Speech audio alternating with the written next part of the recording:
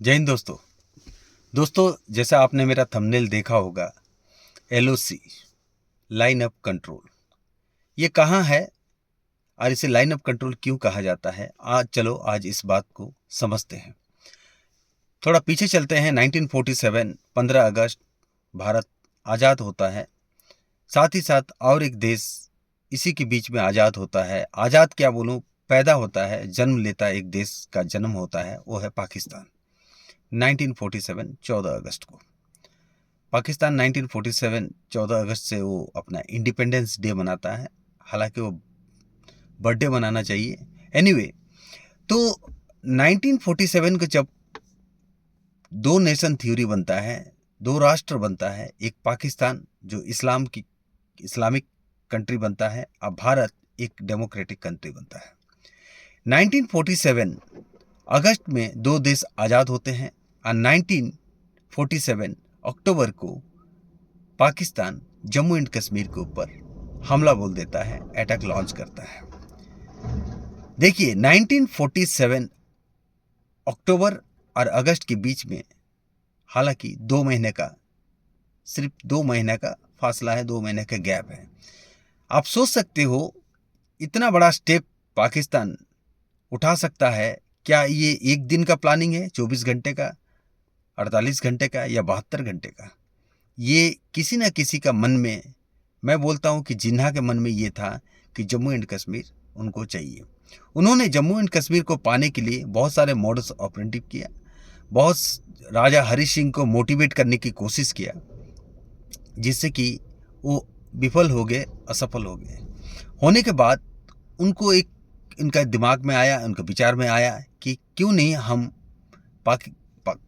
Jammu and Kashmir के ऊपर हमला बोल के जम्मू एंड कश्मीर को हथिया लेते हैं। जम्मू एंड कश्मीर को मतलब हमला करने का मेन मकसद ये था कि जम्मू एंड कश्मीर एक सेपरेट स्टेट था, प्रिंसली स्टेट जिसको बोलते हैं।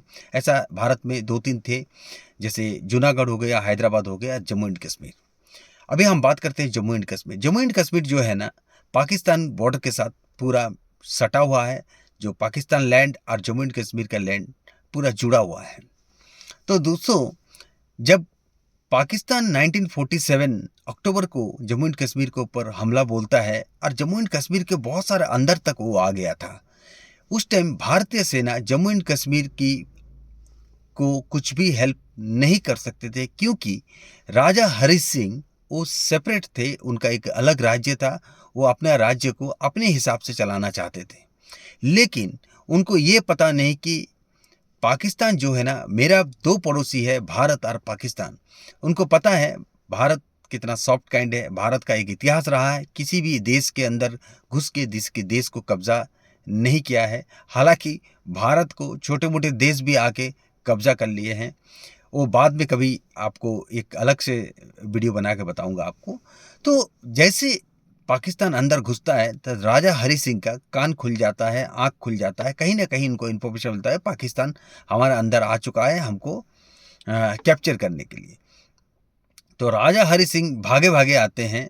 उनका असिस्टेंट आए, चाहे उनका पीए आए, एडमिनिस्ट्रेटर आए, जो भी आए, आके भारत के सामने गुहार लगाते हैं और भारत को बोलते हैं कि मुझे बचा लो पाकिस्तान से। पाकिस्तान बहुत अंदर तक। भारत क्या करता है, मैं आपको मिलिट्री सपोर्ट देने के लिए तैयार हूँ।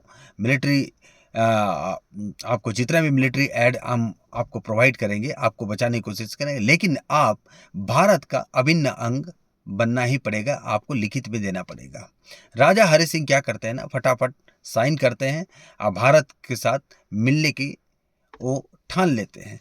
ठानने के बाद क्या होता है, वो साइन सुन करने के बाद, डॉक्यूमेंटेशन होने के बाद, भारतीय सेना जो है ना कूच करता है जम्मू एंड कश्मीर की तरफ। और पाकिस्तानी सेना, जो रेंट में लेके आए थे, बहुत सारा मिलिटास लेके आए थे, उनको क्या किया ना, सबको जम्मू एंड कश्मीर से खदेड़ना शुरू कर दिया। लेकिन खदेड़ते वो पूरा एंटायर जम्मू एंड कश्मीर से उनको पूरा नहीं खदेड़ पाए। कहीं हद तक जाने के बाद, ये जो कितना दिन जो युद्ध चला, उसमें क्या हुआ ना, यूनाइटेड नेशंस और अमेरिका का, यूएस का इंटरवेंशन हुआ और उस युद्ध को वहां रोक दिया गया। और जो सोल्जर जहां पर है वहीं खड़े रहेंगे स्टैचू, कोई भी एक गोली नहीं जाए। सीज फायर शुरू होगी, सीज फायर का सीज फायर हो गया और सोल्जर, पाकिस्तानी सोल्जर पाकिस्तान के साइड में, मतलब उस साइड में, और इंडियन सोल्जर इस साइड में, और दोनों के बीच में एक रेखा बनता है जिस रेखा का नाम है लाइन ऑफ कंट्रोल, LOC बोलते हैं। हालांकि पाकिस्तान जम्मू एंड कश्मीर में बहुत सारा जगह अंदर आके रुक गया था, और उसी टाइम वहाँ से जब से सीज फायर लगा और यूनाइटेड नेशंस का इंटरवेंशन हुआ, US का इंटरवेंशन हुआ, वहाँ से वो लाइन खिंच गया। लेकिन पाकिस्तान के पास जम्मू एंड कश्मीर का बहुत सारा इलाका जो है ना, बहुत सारा जगह जहाँ पर आज पाकिस्तान, जिसको हम बोलते हैं पाकिस्तान ऑक्युपाई कश्मीर, और वो बोलते हैं पाकिस्तान एडमिनिस्ट्रेटिव कश्मीर बोलते हैं, ठीक है। तो पाकिस्तान क्या करता है ना, वहाँ से पूरा मिलिट्री बेस कैंप बनाता है, सॉरी उनका मिलिटेंट का बेस कैंप बनाता है, वो ट्रेनिंग सेंटर वगैरह सब कुछ है। आपने उरी में देखा होगा ये सब चीज़ें, बालाकोट हमला में भी देखा होगा आपने।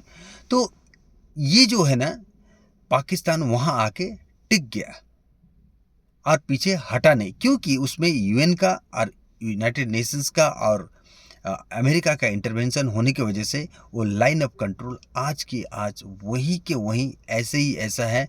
वहाँ कोई बॉर्डर सिक्योरिटी फोर्स ड्यूटी नहीं देता है, वहाँ देता है इंडियन आर्मी। इंडियन आर्मी का पूरा दामोदार है वहाँ। इंडियन आर्मी का पूरा एरिया जो है ना, इंडियन आर्मी का सिक्योरिटी में रहता है, सिक्योर में रहता है।